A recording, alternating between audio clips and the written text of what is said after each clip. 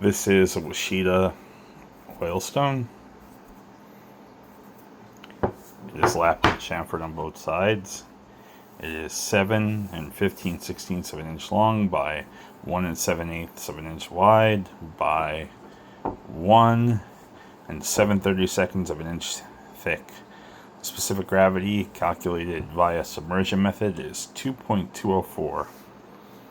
There's one lovely flat surface, DMT level flat.